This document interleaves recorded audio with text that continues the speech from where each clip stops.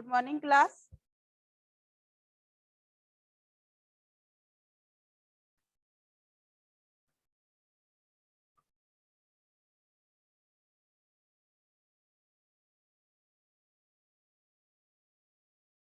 कल हम पढ़ रहे थे, लेसन 3 हमने शुरू किया था और कल हमने पढ़ा था डाल्टन का परमाणु सिद्धांत, उसके कुछ लाभ, उसकी कुछ कमियां और आधुनिक परमाणु सिद्धांत। और आधुनिक परमाणु सिद्धांत जो डाल्टन के परमाणु सिद्धांत की कमियां थी, आधुनिक परमाणु सिद्धांत ने उन कमियों को कैसे दूर किया।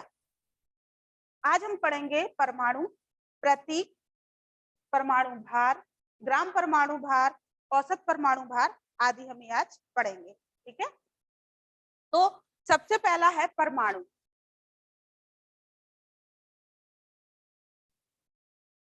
परमाणु, तो परमाणु क्या है? तत्व, पहले पढ़ते हैं फिर समझते हैं। तत्व का वह छोटे से छोटा कण जो रासायनिक अभिक्रिया में भाग लेता है परमाणु कहलाता है। अधिकांश तत्वों के परमाणु अत्यधिक क्रियाशील होते हैं और मुक्त अवस्था में रहते हैं। ठीक है, तो क्या है, सिर्फ हमें एक बात लिखनी है कि अगर हमसे पूछा जाए परमाणु किसे कहते हैं, परमाणु को परिभाषित कीजिए, परमाणु की परिभाषा लिखिए, परमाणु से आप क्या समझते हैं, तो सारे क्वेश्चन का आंसर यही जाएगा। परमाणु तत्व का वह छोटे से छोटा कण है जो रासायनिक अभिक्रिया में भाग लेता है। ठीक, क्या कहलाता है? परमाणु कहलाता है। परमाणु का आकार जो होता है बहुत छोटा होता है। जो परमाणु की जो त्रिज्या होती है उसको नैनोमीटर में मापा जाता है। किसमें मापा जाता है? नैनोमीटर में। नैनोमीटर मीटर का 1/10 भाग होता है। ठीक है, तो नैनोमीटर में मापा जाता है। अब आती है बारी संकेत या प्रतीक। जो तत्वों के संकेत या प्रतीक है, तो क्या हुआ कि जैसे जैसे खोज होती गई भिन्न भिन्न तत्वों की, तो उनका अध्ययन, उन्हें जानने के लिए उनके तो कुछ ना कुछ तो उन्हें संकेत देने पड़े। फॉर एग्जाम्पल हम लोग हैं, सारे मनुष्य हैं, लेकिन सबके संकेत के रूप में क्या नाम अलग अलग होते हैं। जैसे कि मेरा नाम उषा झा है, किसी का कुसुम मैम का कुसुम मैम है, और किसी बच्चे का और मालूम किसी का अभिषेक है, किसी का कुछ है। तो सबका वो क्या है? संकेत है कि इस इंडिविजुअल पर्सनालिटी का हम संकेत है, उसको किस नाम से बुलाएंगे या कैसे उसको डिनोट करेंगे, तो उसको उसका नाम दिया गया है। उसी तरीके से जब विभिन्न विभिन्न तत्वों की खोज हुई, तो उन तत्वों को एक संकेत के रूप में दिया गया। तो पहले जो होते प्राचीन संकेत थे, जैसे सोना है तो सोने का सन का दे दिया, चांदी है सोना सफेद, सोना पीला होता तो सूरज का उन्होंने चिन्ह दे दिया, चांदी सफेद होती तो उन्होंने चंद्रमा का प्रतीक दे दिया। इस तरीके से अलग अलग जो प्रतीक थे उन्हें एक अलग अलग तरीके से दर्शाया गया। लेकिन दिन पे दिन जब तत्वों की खोज होती गई, तो इतने हम कहाँ कहाँ किस तरीके से संकेत देंगे। तो फिर क्या हुआ कि तत्वों के आधुनिक प्रतीक हुए। तो जे बर्जीलियस ने, कौन से थे वैज्ञानिक? जे बर्जीलियस।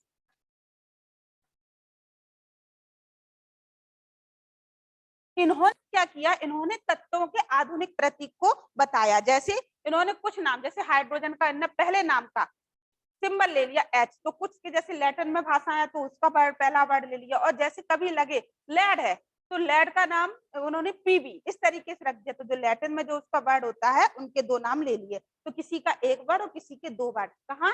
जब नाम शुरू होता है अक्षर, उनके 2 अक्षर, तो पहला अक्षर या 2 अक्षर उनके ले लिए। अब बारी आती है, अब हम इसको परिभाषित कैसे करेंगे? तो किसी तत्व के नाम के स्थान पर प्रयुक्त होने वाले चिन्ह को उसका क्या कहते हैं? संकेत या प्रतीक कहते हैं। संकेत या प्रतीक कहते हैं। तो क्या कहते हैं? किसी तत्व के नाम के स्थान पर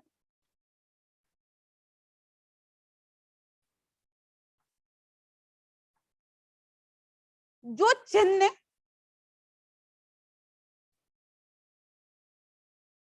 उपयोग किया जाता है या जो जिस चिन्ह का हम प्रयोग करते हैं,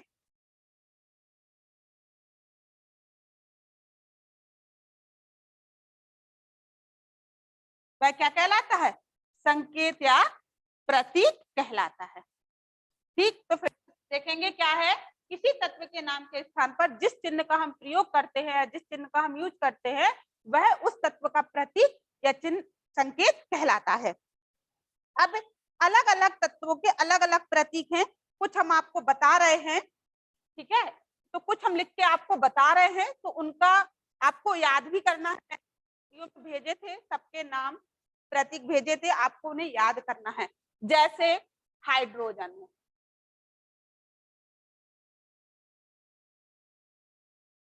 में लिखते हैं, आप लोग कंफ्यूज हो गए। जैसे हाइड्रोजन है, ठीक, इसका सिंबल होता है H, ओके। फिर है हीलियम, इसका symbol He।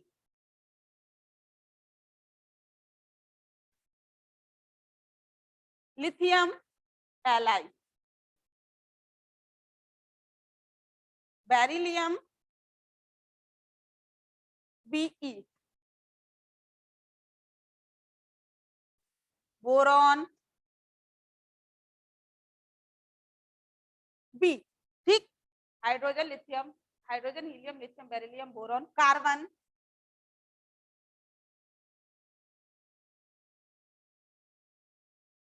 Carbon C, nitrogen N, ठीक। उसी तरीके से जैसे सोना है, सोना का सिंबल है Au। चांदी है, चांदी का सिंबल है Ag, Ag। पारा है, पारा का है Hg, ओके। इतनी बात आ रही है समझ में? और देख लेते हैं हम, जैसे ऑक्सीजन है, ऑक्सीजन का O। क्लोरीन है, क्लोरीन का Cl। फ्लोरीन है, ये सारे क्या हैं? ये सारे तत्व हैं। और ये तत्व क्या है इनके? ये इनके प्रतीक दिए गए हैं। किस सिद्धांत पर आधार दिए गए हैं? बर्जीलियस ने आधुनिक जब प्रतीक प्रणाली बनाई तो उनके नाम के आधार पर दिए हैं। जैसे कुछ और देखते हैं हम, जैसे कॉपर है, हाँ बहुत सिंपल है, कॉपर है या तांबा है, कॉपर या तांबा, इसको हम बोलते हैं क्या? Cu। पोटेशियम है, पोटेशियम का सिंबल है K। सोडियम है, सोडियम का सिंबल Na। इस तरीके से ये हमने आपको जो भी लिखाए हैं वो आपको याद करने हैं और आपको लिखने भी हैं और लिखना भी। और सबसे पहली बात लिखने की क्या होती है, अगर जब भी कभी सिंबल लिखते हैं तो लेटर कैपिटल में ही लिखते हैं।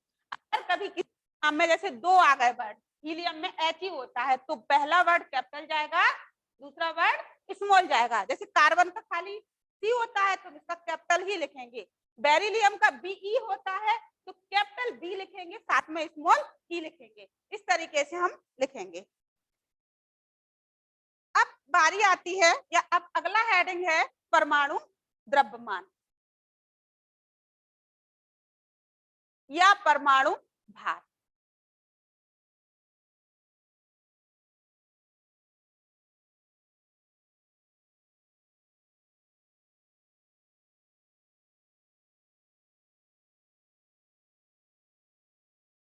परमाणु द्रव्यमान या परमाणु भार, तो हम इसे कैसे परिभाषित कर सकते हैं? तो इसकी सीधी सीधी परिभाषा है, वो मैं आपको पढ़ के सुनाती हूँ कि किसी तत्व का परमाणु भार वह संख्या है, ध्यान से सुनना, किसी तत्व का परमाणु भार वह संख्या है जो प्रदर्शित करे कि तत्व का एक परमाणु, जो तत्व का एक परमाणु कार्बन 12 के परमाणु से 1/12वें भाग से कितने गुना भारी है। फिर से ध्यान से सुनना, किसी तत्व का परमाणु भार वह संख्या है जो यह प्रदर्शित करता है कि कार्बन 12 के परमाणु भार से, कार्बन 12 के भार से वह 1/12वें भाग से कितना भारी है। तो क्या कहलाता है? वह उसका परमाणु भार कहलाता है।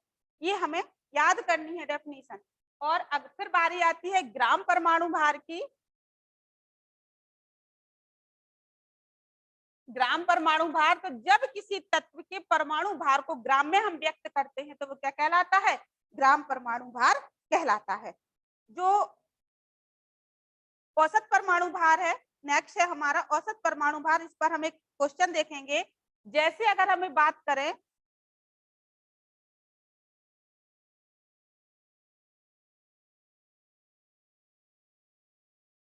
अगर हम बात करें समस्थानिकों की, ठीक, समस्थानिक पाए जाएंगे। जैसे क्लोरीन है, क्लोरीन के दो समस्थानिक होते हैं, Cl35 और Cl37।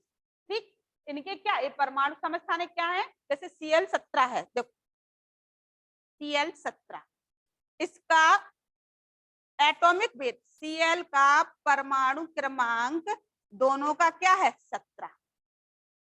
ठीक, इस Cl का भी और इस Cl का भी, तो परमाणु क्रमांक कितना है? 17। परमाणु भार अगर हम बात करें तो एक का है 35 और एक का है 37। तो क्या कल हम पढ़ कि समस्थानिक क्या होते हैं? हम पढ़ चुके हैं कि समस्थानिक क्या होते हैं। तो समस्थानिक क्या होते हैं कि जिनके परमाणु क्रमांक समान हो, बराबर हो, लेकिन परमाणु भार अलग अलग हो, वो एक दूसरे के क्या कहते हैं? समस्थानिक। अगर हम परमाणु भार की कर रहे हैं, कोई समस्थानिकों का परमाणु भार होगा तो हम कैसे निकालेंगे? अगर हम कहें इस Cl का परमाणु भार उन्होंने कहा 35 और इस Cl का परमाणु भार 37 है, लेकिन इसका कोई औसत परमाणु भार होगा? कोई अगर हमें न्यूमेरिकल सॉल्व करना है या हम डायरेक्ट Cl की बात करें, हम ये नहीं बताएं किसी को भी कि वो उसका परमाणु भार क्या है, अगर हम उसके औसत परमाणु भार की बात करें कंबाइंड रूप से Cl की, तो कैसे निकालेंगे? तो उसके लिए एक सूत्र होता है या उसकी एक परिभाषा होती है कि किसी तत्व का परमाणु भार वह संख्या है जो प्रदर्शित करता है कि वह तत्व के कार्बन के 1/12 भाग कैसे कैसे गुना होता है। अगर हम बात करें उसकी किसकी औसत परमाणु भार की, तो हम कैसे निकालेंगे?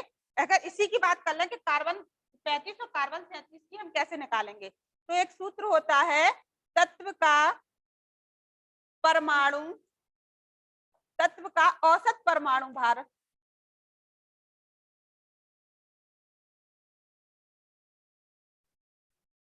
तत्व का औसत परमाणु भार की अगर हम बात करें तो क्या होगा? तत्व का औसत परमाणु भार हमारा A1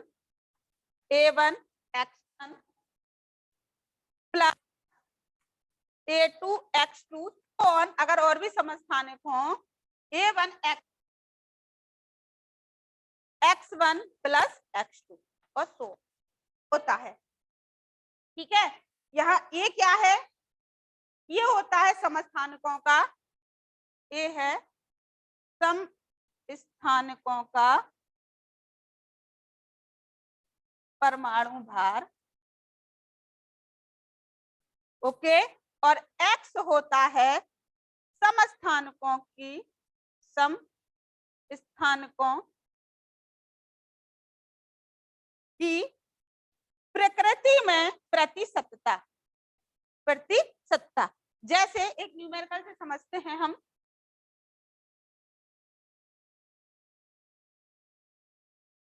न्यूमेरिकल से समझते हैं। जैसे मान लो है कि क्लोरीन के दो समस्थानिक हैं, क्लोरीन के दो समस्थानिक कौन कौन से? Cl35 व Cl37 है। ठीक है, इनकी प्रकृति में, इनकी प्रकृति में उपलब्धता के आधार पर प्रतिशतता, मतलब प्रतिशतता कि कितने परसेंट कौन सा पाया जाता है, तो क्या है? Cl35 से 75%, क्रमशः क्रमशः लिख लेते हैं, क्रमशः 75% और 25% है। तो Cl परमाणु का औसत परमाणु भार हमें ज्ञात करना है। तो क्या करना है? Cl का औसत परमाणु भार।